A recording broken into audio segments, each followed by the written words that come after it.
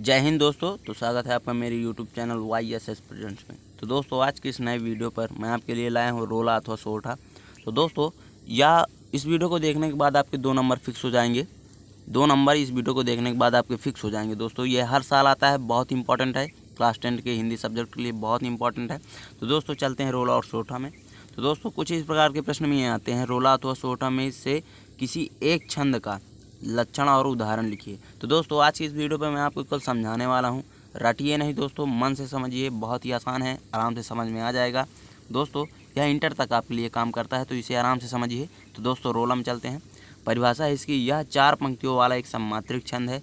इसमें 8 चरण होते हैं। इसके प्रत्येक चरण में 11 और 13 के विराम से 24 मात्राएं होती हैं। तो दोस्तों इसकी परिभाषा एक बार समझते हैं। यह 4 पंक्तियों वाला एक सममात्रिक छंद है। यह चार पंक्तियों वाला एक सममात्रिक छंद है। इसमें 8 चरण होते हैं। सममात्रिक छंद का मतलब यह 4 पंक्तियों का है और इसमें 8 चरण होते हैं। तो दोनों ही 4 और 8 दोनों ही सम संख्या हैं, इसलिए सममात्रिक छंद इसे बोला जाता है। इसके 8 चरण होते हैं। दोस्तों इसके उदाहरण में मैं आपको 8 चरण गिनवा दूंगा।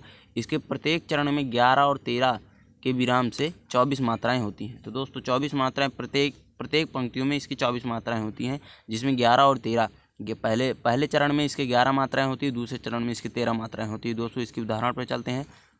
जीत जाते हुई जिन्होंने भारत बाजी, निज बल से बिलमेट विधर्मी मुगल कुराजी, जिनके आगे ठहर सके ना जंगी ना जहाजी, है यह वही प्रसिद्ध छत्रपति भूप शिवाजी। तो दोस्तों इसके 8 चरण गिनते हैं। जीत जाती हुई, ये पहला चरण हो गया। जिन्होंने भारत बाजी दूसरा चरण, निज बल से बलमेट तीसरा चरण, विधर्मी मुगल कुराजी चौथा चरण, जिनके आगे ठहर पांचवा चरण, सके जंगी ना जहाजी छठा चरण, है ये वही प्रसिद्ध सातवां चरण, छत्रपति भूप शिवाजी। इसके 8 चरण हो गए। दोस्तों इसमें मात्राएं समझते हैं हम इसके कैसे, और 11 और 13 मात्राएं होती हैं। तो पहले चरण में 11 मात्राएं, तो ये इसको लघु बोलते हैं, इसको गुरु बोलते हैं, गुरु बोलते हैं। इस मात्रा को गुरु बोलते हैं, जो इसको 2 काउंट किया जाता है, इसको भी गुरु। तो गिनते हैं दोस्तों, मैंने सब में मात्राएं लिख दी हैं आपको समझाने के लिए। आपको परीक्षा टाइम जब आप उदाहरण लिख रहे हो तो आपको मात्रा लिखने की कोई ज़रूरत नहीं, केवल आपको 8 चरण वाले एक उदाहरण लिखना है। तो दोस्तों मैं केवल आपको समझा रहा हूँ, आराम से समझिए। दोस्तों इसमें गिनते हैं मात्राएं, 2 2 2 2 4 2 6 2 8 2 10 से 11 मात्राएं हो गई। इसमें दोस्तों गिनते हैं 2 2 4 2 6 2 8 2 10 11 1 12 1 13 मात्राएं हो गई। तो पहले चरण में 11 मात्रा और दूसरे चरण में 13 मात्राएं होती हैं। दोनों ये पूरी पंक्ति को गिनेंगे, 11 और 13 24 मात्राएं होती हैं। एक पंक्ति में 24 मात्राएं होती हैं। तो दोस्तों इसको समझते हैं कैसे ये गुरु और लघु मात्राएं लगाई जाती हैं। आपको लगाने की कोई ज़रूरत नहीं, वैसे परीक्षा में आपको केवल उदाहरण लिखना है, पर आप समझिए। तो जीत, ये देखिए यहाँ पर एक बड़ी मात्रा लगी, बड़ी मात्राएं होती तो गुरु कहलाता है। अगर उसमें छोटी मात्रा है तो उसको एक ही काउंट किया जाएगा। जैसे यहाँ पर जी लगा है तो इसमें छोटी मात्रा है तो इसको लघु बोलते हैं, इसको 1 को लघु बोलते हैं। तो इसमें एक ही मात्रा काउंट की जाएगी। इसी प्रकार से दोस्तों तीनों लाइन में ऐसे ही है, इसमें भी 11 मात्रा, इसमें 13, ऐसे ही है, आप समझ सकते हैं। तो दोस्तों सोठा पे चलते हैं, वीडियो बहुत लंबी हो रही है। दोस्तों परिभाषा, सोठा अर्ध सममात्रिक छंद है। इसमें 4 चरण होते हैं। इसके प्रथम और तृतीय चरण में 11 11 मात्राएं तथा द्वितीय और चतुर्थ चरण में 13 13 मात्राएं होती हैं। पहले और तीसरे चरण के अंत में गुरु लघु आते हैं। दोस्तों यह रोला का बिल्कुल उल्टा ही होता है। यह रोला छंद का बिल्कुल ही उल्टा होता है।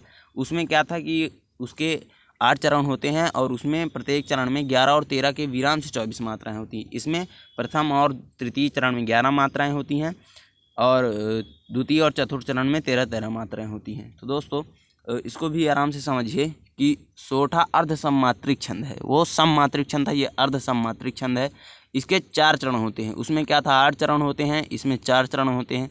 इसके प्रथम और तृतीय चरण में 13 13 11 11 मात्राएं होती हैं और द्वितीय और चतुर्थ चरण में 13 13 मात्राएं। उसमें क्या था कि पहले चरण में अगर 11 मात्राएं होगी तो दूसरे में 13 मात्राएं होगी। इसमें प्रथम और तृतीय में 11 मात्राएं और द्वितीय में और चतुर्थ में 13 मात्राएं होती हैं। इसके पहले और तीसरे चरण के अंत में गुरु और लघु आते हैं। मतलब गुरु और लघु आना कॉमन ही है, आएगा जरूर।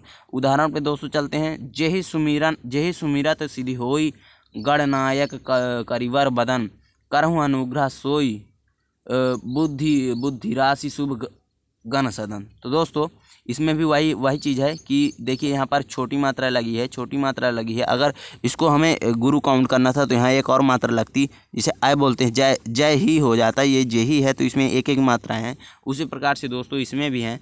पहले और तीसरे चरण में दोस्तों इसमें 11-11 मात्राएं होंगी और दूसरे और चौथे चरण में इसमें 13-13 मात्राएं होंगी। आप गिन सकते हैं दोस्तों, मैंने मात्रा लगा दी है। तो पहला 1 हो गया, 2 3 4 5 6 7 8 9 10 11 मात्राएं।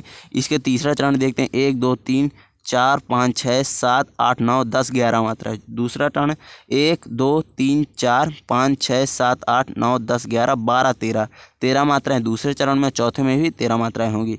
2 2 4 2 6 2 8 2 10 10 10 3 13 मात्राएं।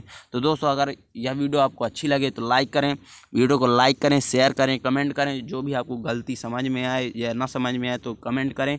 और दोस्तों वीडियो को ज़रूर सब्सक्राइब करें, जो कि अगली वीडियो में अगली इंपॉर्टेंट वीडियो आपके लिए लाऊं तो आपके पास सबसे पहले पहुँचे। दोस्तों धन्यवाद।